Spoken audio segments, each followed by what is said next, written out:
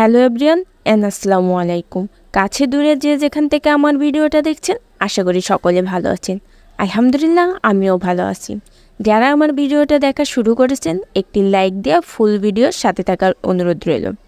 আমার ভিডিওটা দেখে আপনাদের যদি কোনো উপকারে আসে কিংবা দেখতে দেখতে কোথাও যদি ভালো লেগে যায় অবশ্যই লাইক কমেন্ট শেয়ার করে পাশে থাকবেন। আজকে সারাদিনের ব্যস্ততা আপনাদের সঙ্গে শেয়ার করব, তাই বেশি কথা না বাড়িয়ে মূল ভিডিওয়ে চলে যায়। এই তো সকালে উঠেই ফ্রিজ থেকে ফ্রোজেন রুটি আলু ভাজার জন্য আলুটা আগের দিন রাত্রেই কেটে রেখেছিলাম আর দুধটাও বের করে নিলাম। সব কিছু বের করার পরে আমি রুটিটা ভাজার জন্য চুলায় একটি কড়া বসিয়ে ঘি দিয়ে আমি রুটিটা ভেজে নিচ্ছি। সকালে উঠে আমার প্রধান কাজ থাকে এক গ্লাস কুসুম গরম পানি খাওয়া, তারপরে কাজে লেগে পড়া। উঠেই বিছানা গুছিয়ে ঘর ঝাড়ু দিয়ে চলে আসলাম নাস্তা তৈরি করার জন্য। এদিকে নাস্তা করে আবারই তো দুপুরের জন্য রান্না বসাতে হবে। ছুটির দিনগুলোতে ঘুম থেকে ওঠার পর থেকে এটা ওটা কাজ তো লেগেই থাকে। এদিকে রুটি ভাজার পরে আলুটাও ভেজে নিয়ে আমি দুধ চা বসিয়ে দিলাম। চাটাও হতে থাকুক।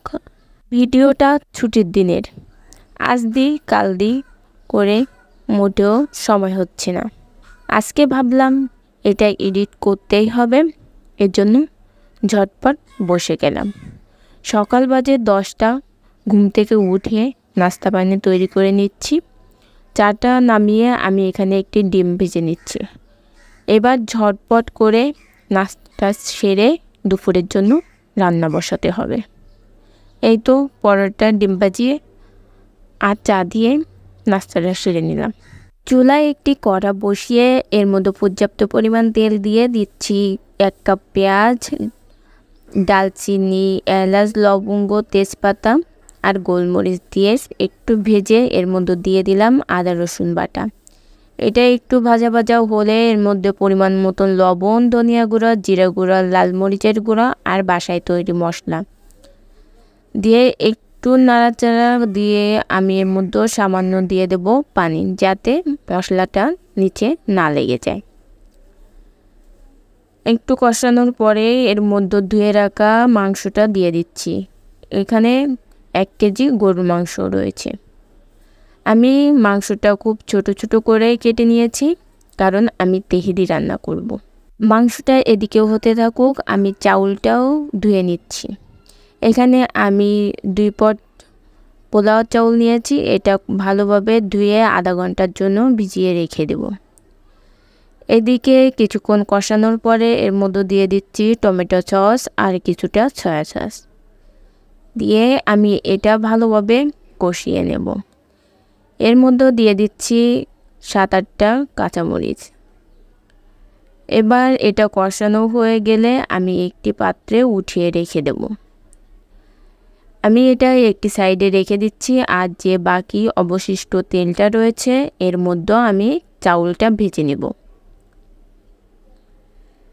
এখানে আমি চাউলটা একটু ভালোভাবে ভেজে নিয়ে এর মধ্যে দিয়ে দিচ্ছি পরিমাণ মতন পানি। আমি 2 পট চাউল নিয়েছি, এজন্য 4 পট পানি দিয়ে দিয়েছি। সামান্য দিচ্ছি লবণ। এবার বলক চলে আসলে কিছুক্ষণ পরে এর মধ্যে সেই মাংসটাও দিয়ে দিচ্ছি। একটু নাড়াচাড়া দিচ্ছি। নাড়াচাড়া দিয়ে মিশিয়ে আমি এটা ঢাকনা দিয়ে ঢেকে রেখে দেব। কিছুক্ষণ বাদে ঢাকনা উঠিয়ে আমি এর মধ্যে গোলাপ জল আর কেওড়া জল দিয়ে দিচ্ছি। আরও দিচ্ছি একটু ঘি। এবার এটাকে একটু নাড়াচাড়া দিয়ে আমি এটা ঢাকনা দিয়ে ঢেকে রেখে দেবো কিছুক্ষণের জন্য। দেখতেই পাচ্ছেন আমার রান্নাটা হয়ে গিয়েছে। এর মধ্যে চাউলটাও সিদ্ধ হয়ে গিয়েছে। এটা এবার আমি নামিয়ে নিচ্ছি। এবার আমি দুপুরের জন্য খেতে বসে পড়লাম। গরম গরম খাওয়াটা শেষ করে একটু রেস্ট নিতে হবে। এরপরে আবার বিকেলের নাস্তা তৈরি করতে হবে। আজকের বিকেলে আমি একটু ভারী খাবার রেখেছি। এখানে চিকেন ফ্রাই করছি। এই রেসিপিটাও আপনাদের সঙ্গে শেয়ার করব। এই তো আমার চিকেন ফ্রাই করাও হয়ে গিয়েছে, এটাও এবার আমি উঠিয়ে নিচ্ছি।